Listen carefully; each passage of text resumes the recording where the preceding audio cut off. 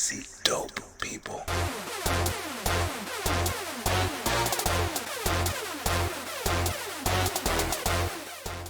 Welcome back, everybody, to another episode of Dope People. I am your host, Brooklyn's favorite polymath, Hayden Green, and today I have a really special guest.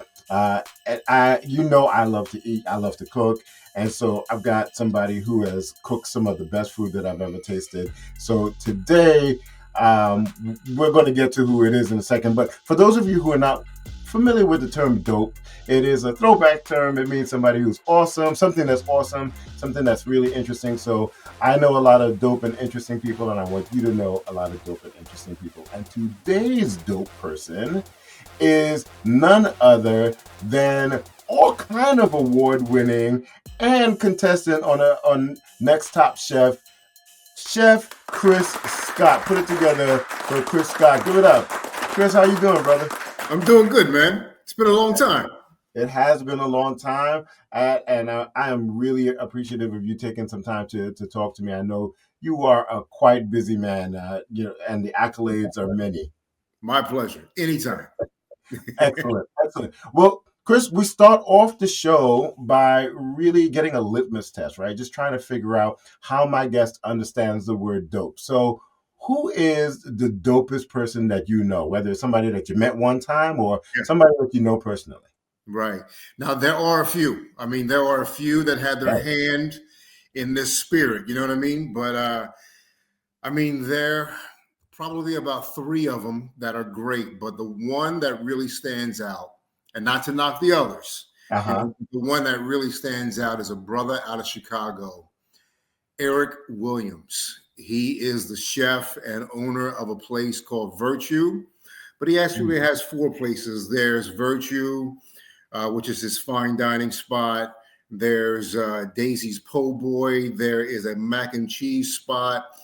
And then there is a mustard seed kitchen place, which has like really nice, wholesome plates. But what makes him interesting and special to me is how he walks the walk.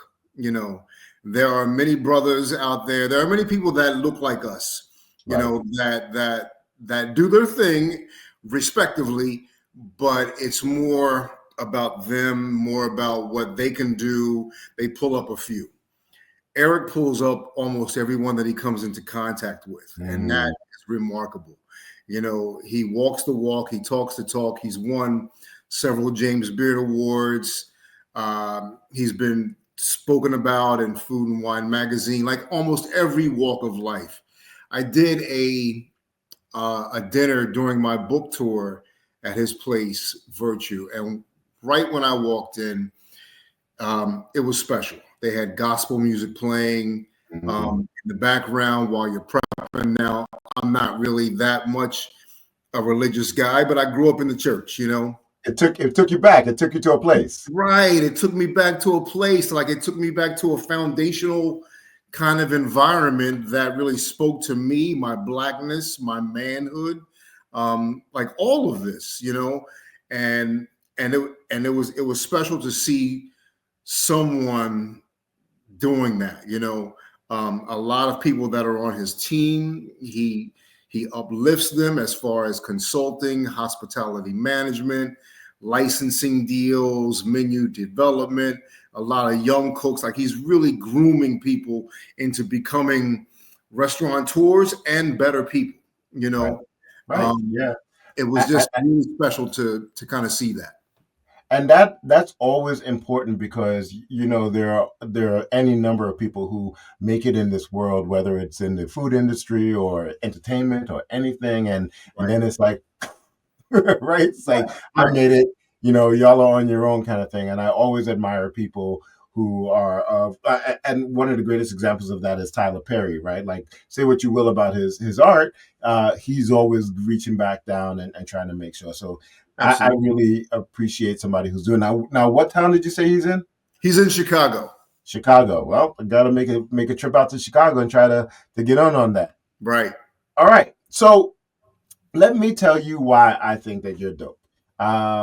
and I could easily say that you make the dopest biscuits ever, right? Like, so like Butterfunk biscuits are legendary, and we have had the pleasure, my wife and I have had the pleasure of dining on them. They're next level.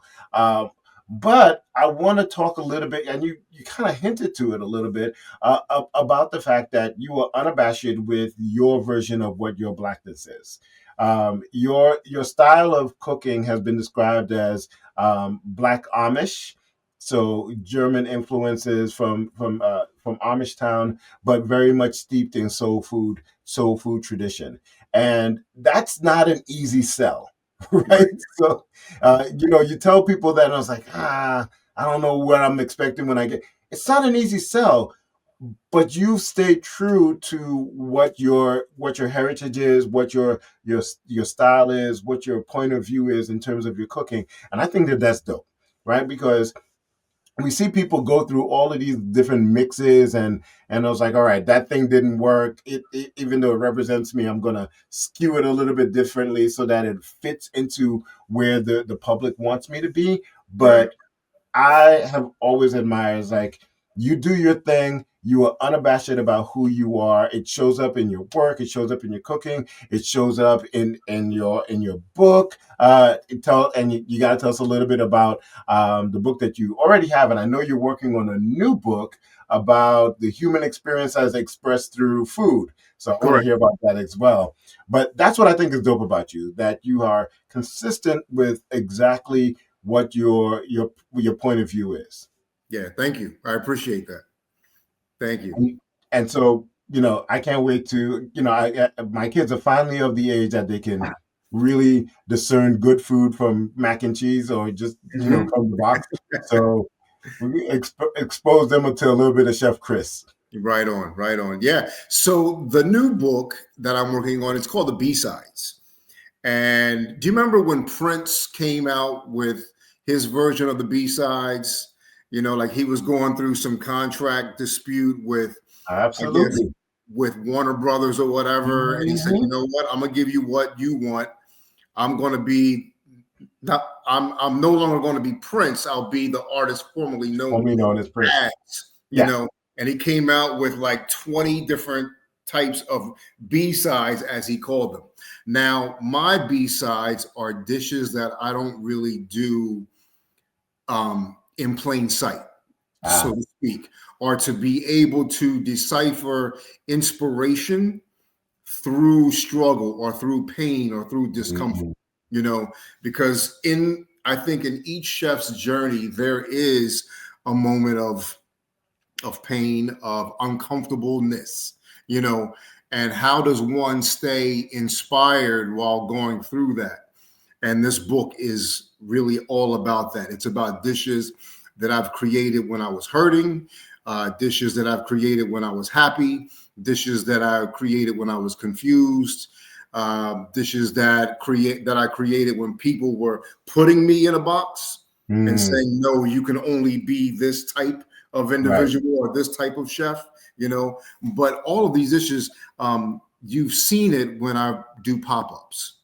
May Mhm. not have been dishes that you've gotten back in Brooklyn at Butterfunk or at the Harlem Butterfunk, but dishes that you've seen when I was at Virtue, dishes that you've seen Gotcha. when I was out in San Francisco, in Austin, Texas, in Detroit, like these are the pieces that you'll see and you're like, oh, wow, that's really cool. I didn't even know about all this stuff, And then they disappear, and you can't ever have them again. until the book comes out. Until the book comes out. Or maybe what's in the next chapter of my life. Is it bad that when you described all the stuff, the recipes that I want to try the most are the ones that happened when you were confused?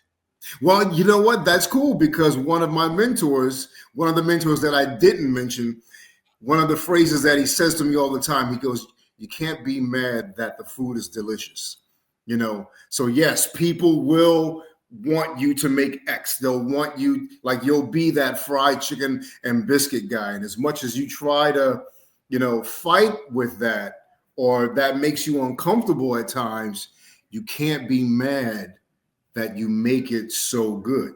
Yeah, So you yeah. can't blame the people for like, oh, I want this part of you, even though you're ready to take the leap into what the next chapter is going to be. So that's an excellent point of view. right. And I'm a spoken word artist as well. Hmm. And back when I was on the stage a lot, we would I would get up on stage and it would be at open mics or just random stuff, and people would be like, I was like, all right, what do y'all want to hear? It's like, it would be a crowd of people that have seen me before. They was like, what do y'all want to hear? And people would be like, duck sauce, and it's one of my more famous pieces, and I'll be like, no, but I want to do something else like this, like that. No, do duck sauce, and it was like Freebird Right. with the band was like Freebird. Every time you had to play that same thing, and that's a great way of looking at it. It's like you created something that people want. You can't be mad if they want it over and over again. That's excellent. I used to tell people, I said, when you buy tickets to go see Led Zeppelin, it's not just to hear Stairway to Heaven. Right. They have a full, book of music, and all of it's great, and whatever song you're going to sing, I'm ready for it. I just don't want to But hear you're gonna leave mad if you don't hear "Stairway to Heaven." I'll listen Maybe to all I'm the right. other stuff, but you better put a Butterfunk biscuit on that plate. Right. It's the Well, truth. well, Chris, thank you so much. We're going to take a quick break, and we're going to come back, and I want to hear from you what dope thing you've done or are continuing to do, and we'll be back in 2 and 2. Stay tuned.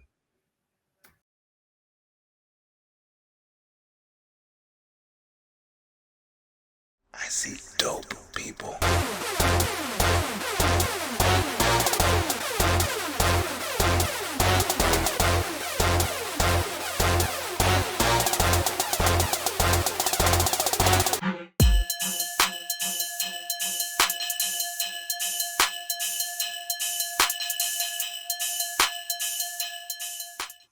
And we're back. And I'm still your host, Hayden Green, Brooklyn's favorite polymath. And I got my dope 1914 t-shirt on. And if you are a Sigma or know a Sigma and you need to get one of these shirts, you need to go to the link that's floating across the screen right now. But we're not here to talk about shirts. We are here to talk about food with Chef Chris. So, Chris, I want to know what dope thing you are doing lately or have done that you want to share with us. What makes you dope? I would say what makes me dope, and I rarely toot my own horn. I'm one of those guys that tries to lead by example, Mm-hmm. but I would say that one of the things that I like about me is the ability to grow and evolve. I mean, we're not getting any younger, and I'm not the 22-year-old Chris anymore. The Right. ability to grow and evolve, to embrace the challenges, to learn from failure, so to speak, to be able to value the efforts, and all of this, is crucial for progress in one's mind. So the ability to just keep on building and building and getting more. Like I want at the end of the day, I want my legacy to be strong. I want to be able to pay it forward. You know, I want to be able to leave the proverbial trail of breadcrumbs for the ones behind me to kind of Right. pick up and read the writing on the wall. You know, um, and that's one of the things that my man in Chicago is doing. You know what I mean? Like I want to be able to do some of those things, but the ability to grow and the ability to evolve is one of the best things with me because I've become a better person, a better husband, a better father, a better friend. All of them. Yeah, that's dope. That's amazing. And I know some of the new things that you're looking for. We already talked about the new book, but you also have a docu series that you're working on bread.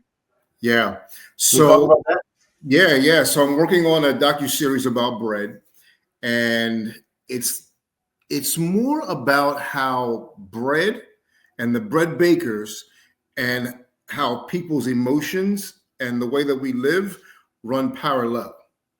So let's say I'm doing bread and then you come over.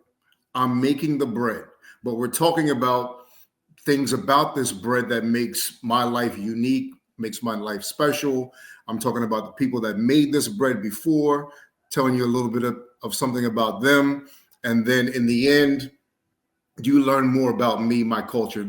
One of the one of the segments in the docu-series is about, do you know the bread called concha? It's a sweet bread. Some people call them samitas. Yes, I do. Yes. Yeah. So in this, there's a dear friend of mine, a wonderful colleague of mine. Her parents met in a factory that made the conchas. Okay. And now she's a grown woman and she makes the conchas. So one of the stories, it's a love story about her parents, right? Based around the concha. Um, Do you know what I mean? So it's like in the docu-series or in her particular story, you're learning about love, you're learning about romance, you're learning about the spark when you first meet someone new and how that love grows. And now you have a child, and now that child grows, and now she's making the very bread that revolved around the meeting of her parents. yeah. Yeah. And you kind of look into it and a little bit, and it's like, is this about love or is it about the bread? Or is it about both? Or is Do it you- about both? Or is the right. love a result of the bread? Of course, and that's just one of the stories.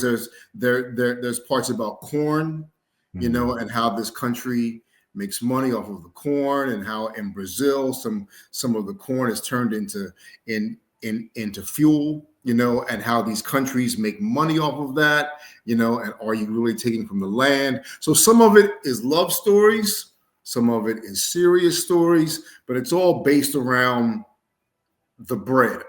Like the bread is the focal point. right. Right. Yeah.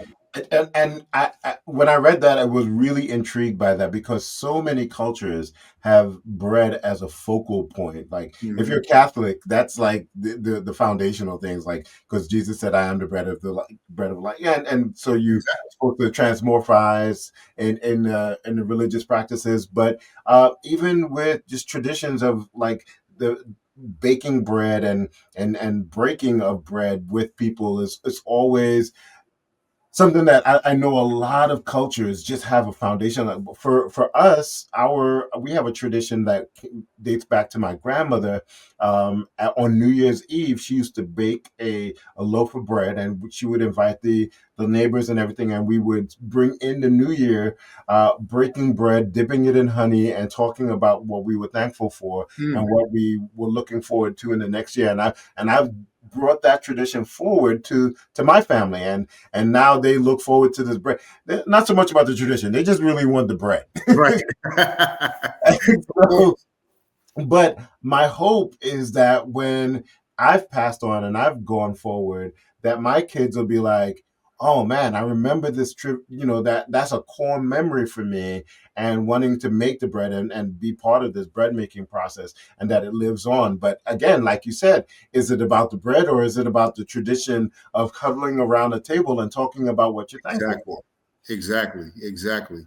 One of the things that we do on New Year's Eve, we do oxtail, black eyed peas and rice, and shrimp cocktail, right? And my oldest, they make that now. They're up in Canada, and now with their friends and everything, they'll call me and they'll say, "Hey, what's up with the oxtail recipe? I'm about to bust it out." And there's a part of me that's like, "Yo, that's really cool. That's special because now they're doing it up there with their friends and banging it out, and things that we used to do together when they were little." Nice. I love that. I Yeah, absolutely love that. yeah, Well, Chris, we end the show every episode with talking about a dope person in history and a dope or a dope moment in history. And it's ironic that you talked about Eric Williams having a mac and cheese restaurant, hmm. and and you probably noticed already, but do you know where mac and cheese in the United States kind of originated from? I've heard this before. Hercules or something. Uh, But Thomas Jefferson? Thomas Jefferson. It is Thomas Jefferson, but not Thomas Jefferson. It was one of the people that he had enslaved because Thomas Right, Jefferson owned like 600 slaves. But right. his most famous slave was Sally Hemings, right? Sally Hemings' brother was a cook in his kitchen. Hmm. And when Thomas Jefferson was in France, while everybody was over here fighting the Revolutionary War, he was in France for 4 years. He took James Hemings with him into France. So from 1784 to 1789, James Hemings was his cook and ran his kitchen in France. And so he learned all of these techniques with macaroni and pasta with cheese, and Thomas Jefferson kind of like fell in love with it. And so when they finally came back to stateside, he came with him. James Hemings came with him and brought that recipe with him. In fact, they brought macaroni makers, they brought ice cream makers, they brought all the stuff that they were accustomed to in Paris back to Monticello with them. And so that's how mac and cheese got introduced into the United States because it was a favorite of who would eventually become President Jefferson, and James Harris was the one that brought it back because of his recipes. The interesting thing is that James wanted to get his freedom. He wanted to like go off and do other things, and Jefferson would not free him Mm. until he found a replacement. And James Hemings found his brother and taught everything that he knew to his brother so he could take his place in the kitchen so that he could earn his freedom. Wow. Wow. Something else, man. It's Something else. crazy. This is a Yeah. crazy country.